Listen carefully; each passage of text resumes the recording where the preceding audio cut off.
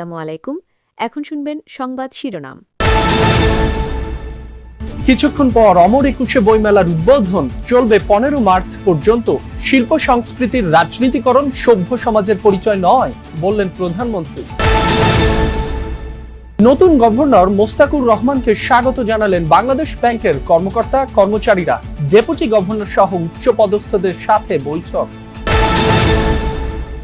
রাজধানীর হাজারীবাগে কিশোরী হত্যায় অভিযুক্ত সিয়ামকে কাঁঠালবাগান থেকে আটক, অস্ত্র ও রক্তমাখা পোশাক উদ্ধার। যুক্তরাষ্ট্রে আঘাত হানতে সক্ষম এমন ক্ষেপণাস্ত্র তৈরির চেষ্টা করছে ইরান, অভিযোগ মার্কো রুবিওর। তেহরানের সমরাস্ত্র প্রযুক্তির উপর আরও নিষেধাজ্ঞা আরোপ। এতক্ষণ শুনছিলেন সংবাদ শিরোনাম, এখন শুনবেন বিস্তারিত। শিল্প সংস্কৃতিকে রাজনীতিকরণ কখনোই সভ্য দেশের পরিচায়ক নয়। বিভিন্ন ক্ষেত্রে গৌরবদীপ্ত অবদান রাখায় 9 জন ব্যক্তি ও একটি প্রতিষ্ঠানকে 21 পদক তুলে দিয়ে এ কথা বলেছেন প্রধানমন্ত্রী তারেক রহমান। তিনি বলেন, জ্ঞান বিজ্ঞানে সব শাখায় যেন দেশ এগিয়ে যেতে পারে তেমন একটি উদার গণতান্ত্রিক রাষ্ট্র গড়তে চায় তার সরকার। বলেন, 21 ফেব্রুয়ারি ছিল জালিমের বিরুদ্ধে নিজেদের অধিকার প্রতিষ্ঠার আন্দোলন।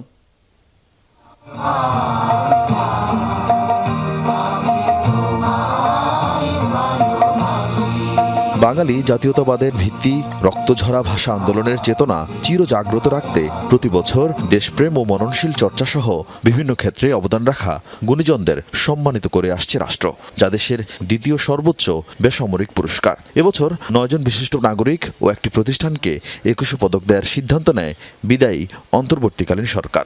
শহীদ প্রেসিডেন্ট জিয়াউর রহমান 1976 সালে প্রথম 21 পদক প্রবর্তন করেন।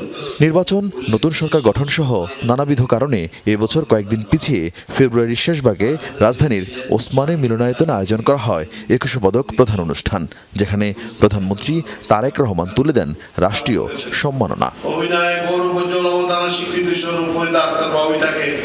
চলচ্চিত্রে ফরিদা আক্তার ববিতা, চারুকলায় অধ্যাপক আব্দুস সাত্তার, স্থাপত্যে মেরিনা তাবাসসুম, শিক্ষায় মাহবুর আলম মজুমদার, ভাস্কর্যে তেজস হালদার যশ, নৃত্যকলায় অর্থী আহমেদ, নাট্যকলায় ইসলাম উদ্দিন পালাকার ও সাংবাদিকতায় শফিক রেহমান। সঙ্গীতে মরণোত্তর রাষ্ট্রীয় সম্মাননা দেওয়া হয় ব্যান্ড লিজেন্ড আয়ুব বাচ্চুকে। প্রধানমন্ত্রীর কাছ থেকে পদক গ্রহণ করেন প্রয়াত এবির স্ত্রী ফেরদৌস আক্তার চন্দনা। এছাড়াও দেশের ইতিহাসে প্রথমবারের মতো হার্ড রক ধারার সঙ্গীতের দল হিসেবে 21 পদক পায় ওয়ারফেস। বিসমিল্লাহির রহমানির রহিম। বক্তব্যের শুরুতেই পদকপ্রাপ্তদের বাংলাদেশ ব্যাংকের 14তম গভর্নর হিসেবে দায়িত্বভার গ্রহণ করলেন মোহাম্মদ মোস্তাকুর রহমান। সকালেই তিনি বাংলাদেশ ব্যাংকে যান। এ সময় তাকে স্বাগত জানান উচ্চপদস্থ কর্মকর্তারা। সাংবাদিকদের প্রশ্নের জবাবে গভর্নর বলেন, কাজ শুরুর পর তিনি সবার সাথে কথা বলবেন। দিনের শুরুতেই তিনি বৈঠক করেছেন ডেপুটি গভর্নর, প্রধান অর্থনীতিবিদ এবং নির্বাহী পরিচালকদের সাথে। ব্যাংক ও আর্থিক প্রতিষ্ঠানের হালনাগাদ পরিস্থিতি অবহিত হয়েছেন।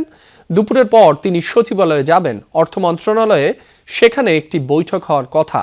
বুধবার তাকে 4 বছরের জন্য নিয়োগ প্রদান করে অর্থ মন্ত্রণালয়। এর আগে গভর্নর ডক্টর আহসান এইচ মনসুরের চুক্তিভিত্তিক নিয়োগ বাতিল করা হয়। এদিকে নতুন গভর্নর নিয়োগের পর পরিবর্তন আনা হয়েছে গভর্নর সচিবালয়ের অতিরিক্ত পরিচালক পদে। এখন যখন ডেপুটি গভর্নর এবং ইডি মহোদয়ের সাথে বক্তব্যের সময় বিভিন্ন জন তাদের বিভিন্ন মতামত প্রদান করেন, তারপর তাদের বক্তব্যের শেষে গভর্নর মহোদয় তার একটি বক্তব্য পেশ করেন।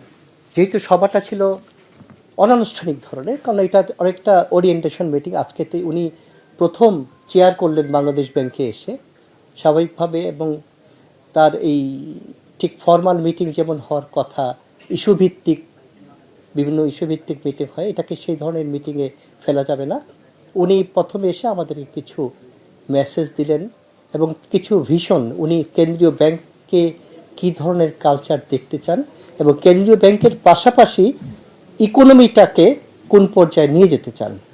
তো উনি প্রথমে এই যে সদ্য সাবেক অন্তর্বর্তী সরকারের সময় যিনি যারা ছিলেন গভর্নর মহোদয় এবং প্লাস অর্থ উপদেষ্টা সহ তাদের সাফল্যের কথাই বলি, যে যেহেতু খাদের কিনারে প্রায় পৌঁছে গেছিল আমাদের ইকোনমি, সেই ইকোনমিটাকে সেই জায়গা থেকে। হাজারীবাগে 9ম শ্রেণীর শিক্ষার্থী শাহরিয়ার শারমিন বিনতিকে ছুরিকাঘাতে হত্যার ঘটনায় মূল অভিযুক্ত সিয়ামকে আটক করেছে পুলিশ। রাজধানীর কাঁঠালবাগান এলাকা থেকে গ্রেফতার করা হয় তাকে। এ সময় অস্ত্র ও রক্তমাখা পোশাকও জব্দ করা হয়। বুধবার রাতে হাজারীবাগের হায়দার হোটেলের গলিতে কিশোর সিয়ামের ছুরিকাঘাতে নিহত হয় বিনতি। এর আগে রাত 9:15টার দিকে সিসি ক্যামেরার হায়দার হোটেলের গলি ধরে অভিযুক্ত কিশোর সিয়ামের সঙ্গে হাঁটতে দেখা যায় নিহত বিনতিকে। কিছুক্ষণ পরই পাশের অন্ধকার গলি থেকে রক্তাক্ত বিনতির চিৎকারে প্রতিবেশীরা ঘটনাস্থলে জড়ো হয়। এরপর তাকে পাঠানো হয় স্থানীয় একটি হাসপাতালে। পরে চিকিৎসাধীন অবস্থায় সে মারা যায়। বিনতিকে ছুরিকাঘাতের পর অভিযুক্ত সিয়ামকে রাস্তায় ধারালো অস্ত্র নিয়ে অস্বাভাবিক আচরণ করতেও দেখা যায়। সিয়াম দীর্ঘদিন ধরে মেয়েকে উত্ত্যক্ত করে আসছিল অভিযোগ করেন বিনতির বাবা। অভিযুক্তের শাস্তি দাবি করেন স্বজনরা।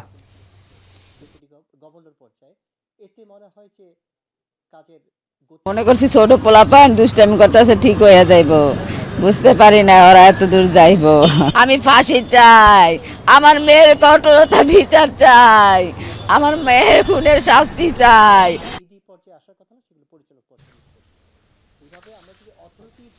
নতুন সরকার ঠিকমতো কাজ শুরু করতে না করতেই বিভিন্ন সরকারি দফতর আর ব্যাংকে নামে বেনামে তৎপর হয়ে উঠেছে নানা সংগঠন। বদলি আর তদবির বাণিজ্যে চাপ দিতে যুক্তরাষ্ট্রের হুমকি ধামকির মধ্যেই ব্যাপক পরিসরে সামরিক মহড়া চালিয়েছে ইরান। মঙ্গলবার দেশটির রাষ্ট্রীয় টেলিভিশনে প্রকাশ করা হয়েছে মহড়ার ভিডিও ফুটেজ। ভিডিওতে বিভিন্ন মিসাইল ড্রোনের সক্ষমতা যাচাই করতে দেখা যায়। এছাড়াও নিজেদের ভান্ডারের বিভিন্ন অত্যাধুনিক সমরাস্ত্র প্রদর্শন করতেও দেখা গেছে। সংবাদ মাধ্যমগুলোর দাবি, উপকূলীয় অঞ্চলে চালানো হয়েছে এই মহড়া, তবে ঠিক কোথায় আর কবে চালানো হয়েছে মহড়া সেটি স্পষ্ট করা হয়নি। ইরানকে ঘিরে ব্যাপক সামরিক উপস্থিতি বাড়াচ্ছে যুক্তরাষ্ট্র, দিচ্ছে হামলার হুমকি। জবাবে পাল্টা হামলার হুঁশিয়ারি আসছে তেহরানের পক্ষ থেকেও।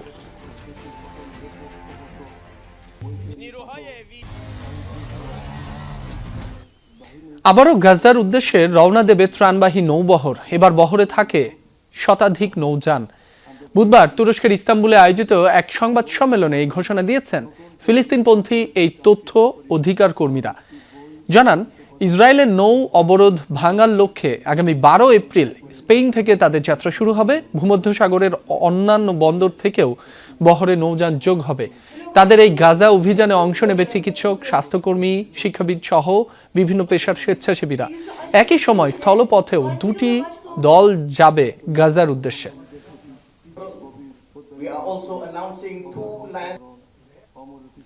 বেনিয়ামিন নেতানিয়াহুকে পরম বন্ধু আখ্যা দিয়ে সবসময় ইসরায়েলের পাশে থাকার অঙ্গীকার করেছেন ভারতের প্রধানমন্ত্রী নরেন্দ্র মোদী। অন্যদিকে মোদীকে বন্ধুর চেয়েও বেশি ভাই বলে সম্বোধন করেছেন নেতানিয়াহু।